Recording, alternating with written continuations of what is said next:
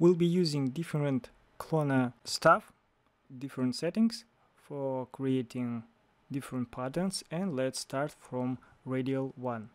I'll create sphere and I use plugins called Drop to Floor just to align our sphere to the floor and set some small radius, maybe 10.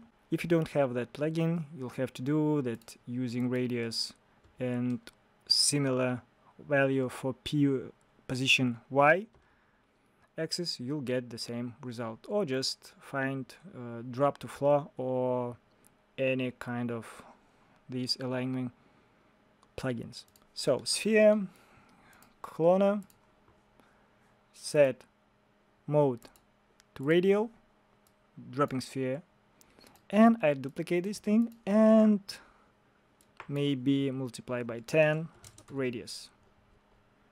Nothing fancy, multiply by 10 count, and I create one more Clonner with no settings, no change in y-axis, scale or rotation, and I drop our Clonner inside. And you see that nothing happened with extending count. 0, of course we lost everything. And now we can go and change clones from iterate to blend.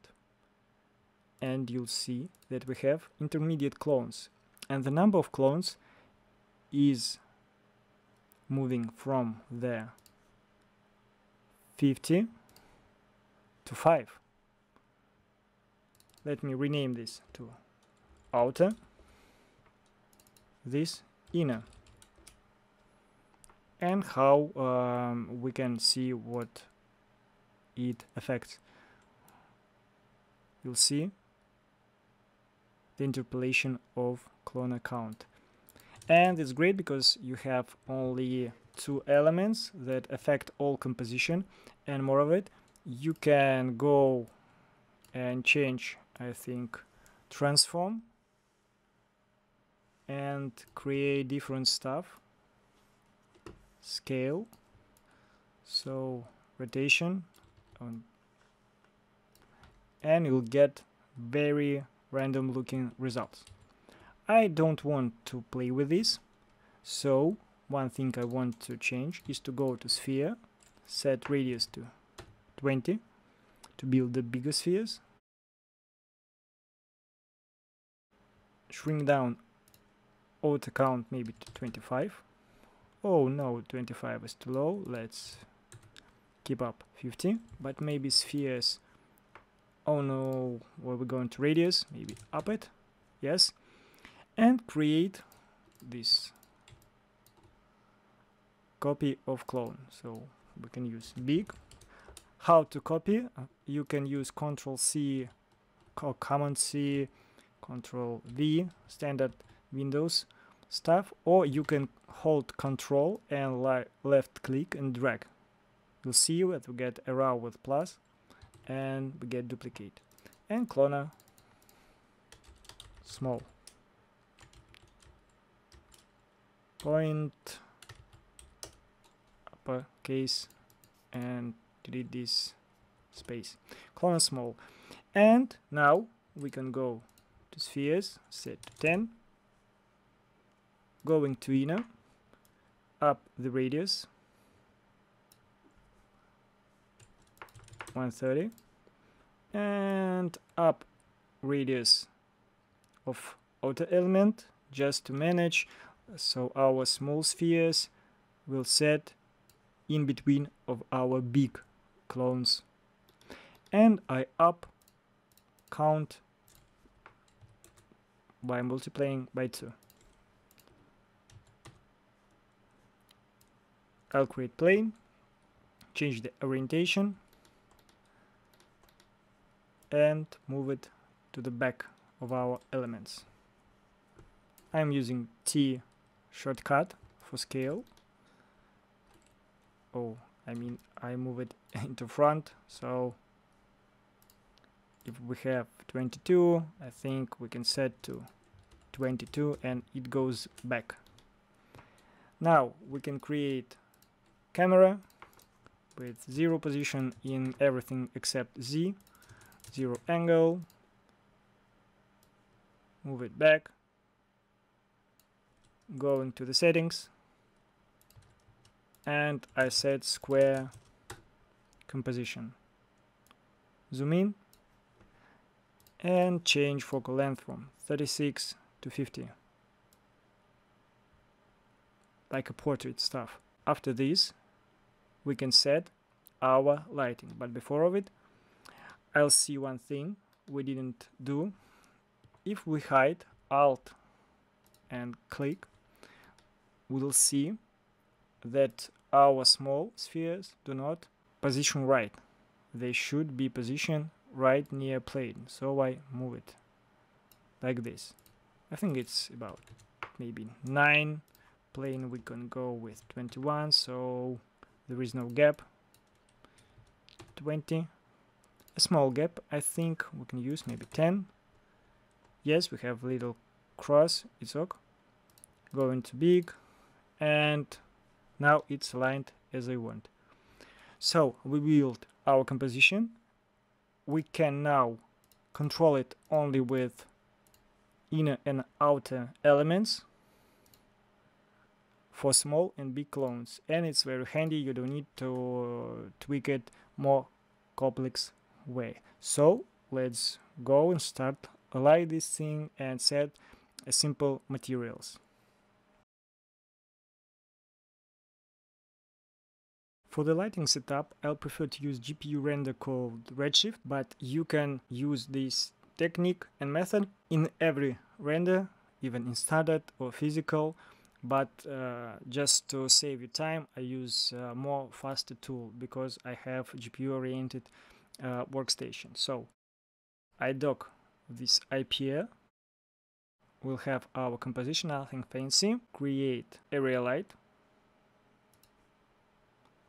I lock the camera and move our light to the top. Rotate this thing, scale this thing, and you'll see how it lights. It's too powerful. I shrink down the intensity, move it to the front, and maybe I'll duplicate this thing to the bottom, create more bigger light but with less intensity multiplier, so it's soft bottom light, not too involved with global illumination effect that takes a lot of time to calculate. Going to the top, let me rename it top, bottom, rearrange this thing in our project, divide by 2 our top light, maybe even 3. Yes, we have no these overexposed zones. And now I want to show you a simple trick how to work with this thing and create patterns. We create redshift, material, and I start from the preset. I use gold, and going to our elements, you'll see adding a bit roughness and create new material, redshift, material, maybe green with high roughness, backplate. So it's like in jewelry store, we see our gold on green or maybe dark red color. And now you'll see that we have this specular light. I want will be more massive and produce bigger specular than the bottom, so I just rescale it. And now I have to lower the power of top and maybe bottom. Yes, we have this beautiful lighting now, and we have some shadows. And now I want to play with this stuff. I duplicate this material. I use redshift because it has some presets, so I need glass. And I go to our big cloner, duplicate spheres, and we have some wrong duplication, and I add this material to our second sphere. We add some roughness. You'll see we'll get our glass here. We can go and use and adding color, but this time it's not big deal. And you'll see that you have this mathematical repetition in this thing, and at the center we don't have one element. So we go to our inner, clone and duplicate count. And now we have beautiful lines and patterns that our eye will see and catch it. We can create one more. For example, I use plastic, maybe blue, and add to our small spheres, because too much gold we have here. Of course we can't have too much gold, but for our composition I want to play with another materials. And now we have this repetition, and we can set it maybe to dark, or we can create few more metals, for example copper, add some roughness, duplicate our spheres here, replace this thing once again, wrong copy, with copper, and we can go to our small spheres and create, for example, same pattern. So glass, copper, glass, copper, and you'll get this random look. And if you have these 3 spheres, you have to set your counts that should divide by 3, so not 50 but 51.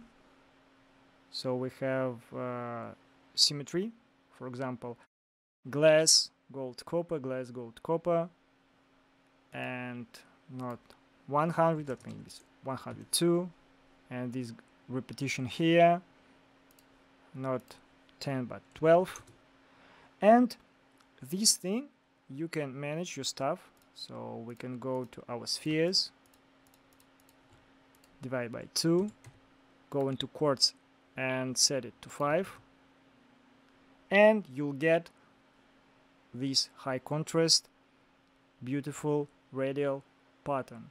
So you'll have this ray, and it's kind of mathematical magic. So you'll see Clonner can be very easy at work. And if you don't want to have this iterate logic, you can go to your cloners, go into object settings, clones, iterate, and change it to random, and you'll get this chaotic duration variation of clones, of materials, repetition, and you can tweak it to match your design vision. So in next chapter we'll continue to use clones for creating another type of visual design and compositing scene.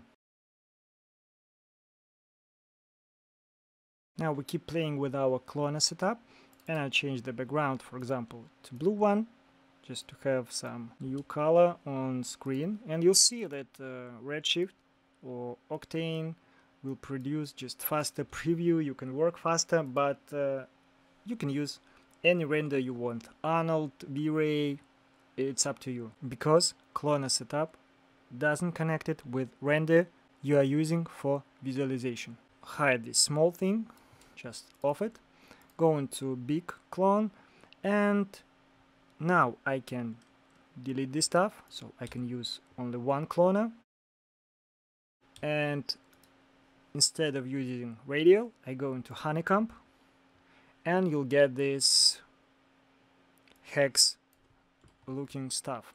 You can not understand that this is hex like cells in Honeycomb and why this called, but if you move it closely, you'll see that we have this kind of cell-based cloning, and we can set something like maybe 80 and something like this.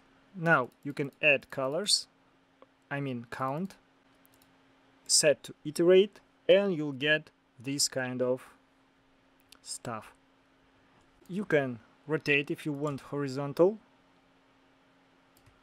repetition of your clones. Just rotate. And this is big one, and I can delete this small one. Going to duplicate, small. We select our spheres, set to 5, going to small. Now we'll have to arrange this thing.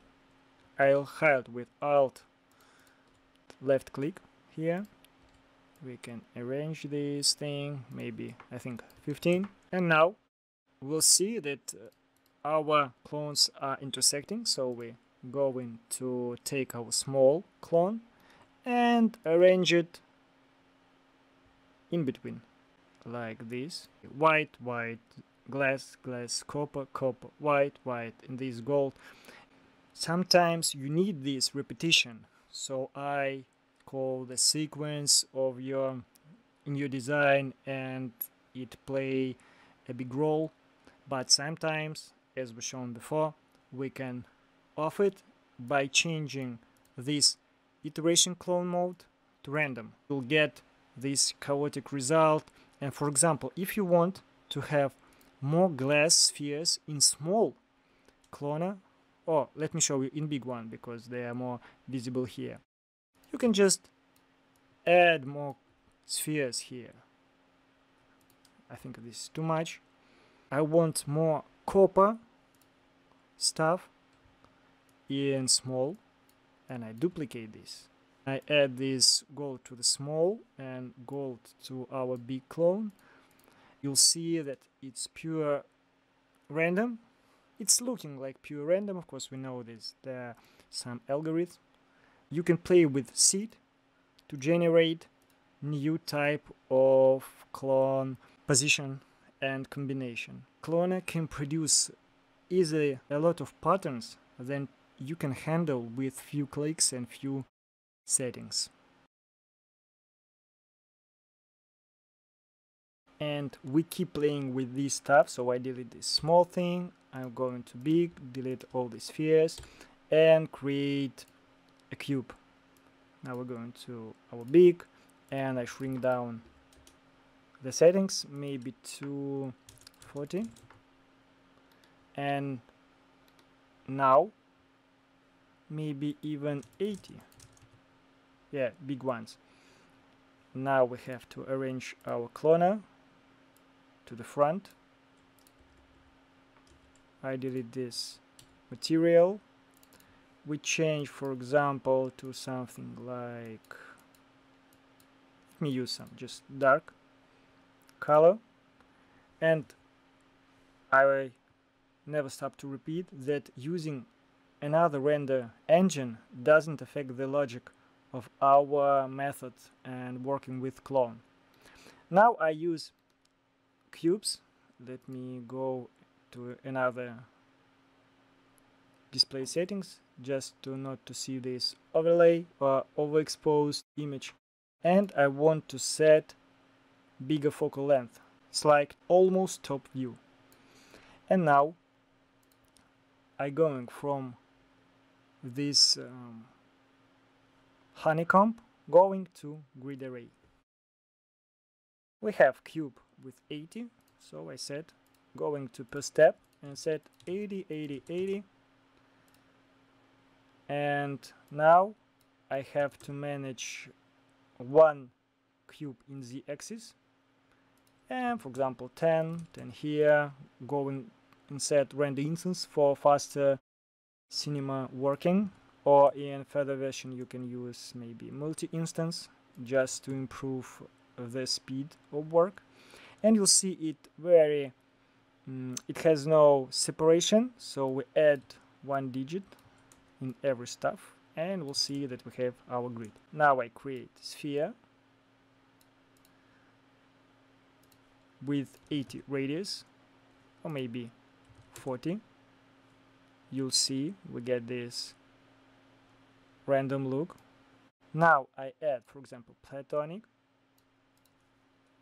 going to radius set to 40, and for example I use pyramid with a kind of 80 80 80, so they match each other. Maybe I can use this thing, and I'd like to off the fixed clone.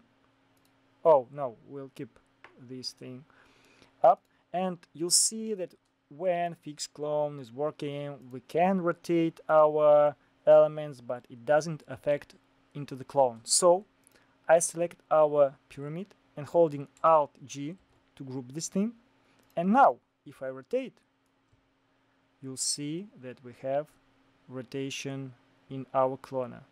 So I'd like to work with our pyramid is rotated, but now if we look from the top, you'll see that it's bigger than our cube, so I have to scale it down. It's like this, but I can up our scale maybe back to 80 just to have this grid look.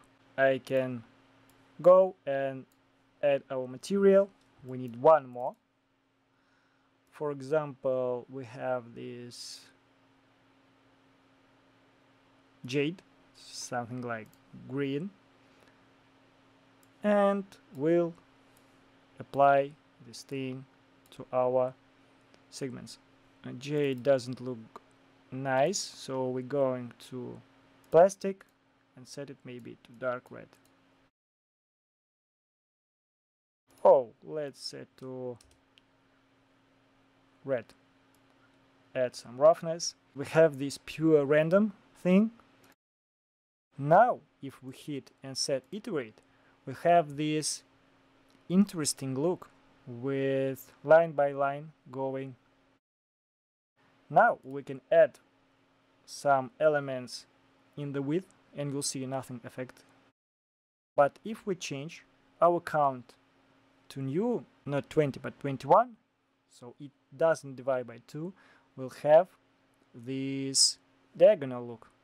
And why divide by 2? Because we have only 4 elements, it divide by 2, so if we have 22, we have another clone variation and another. By adding 4 more counts, you can produce different result in this stuff. So I think this is very handy, powerful of our clone tool, and it can, with simple tweaks, gives you a lot of patterns that you can create for the backgrounds. Now we can, holding Alt G to put it into null, and rotate our cube maybe like this and shrink down, and you'll get this kind of look. Clonner doesn't ask you to have complex technical skills for creating this mathematical looking sequence, so you'll see that it's very pleasing for our eye, and you can go to any of element and you can use and remove it, for example from Clonner. So if we remove this thing from Clonner, we have another Clonner variation, we can put it back and you can change the radius, you can change the parameters, you can get new result and you can play with it and find the one that fit your needs. I hope this class is very simple but very useful for you to get some new look at standard tools. Now you have all the knowledges for creating these sequences in no time. Thank you for watching.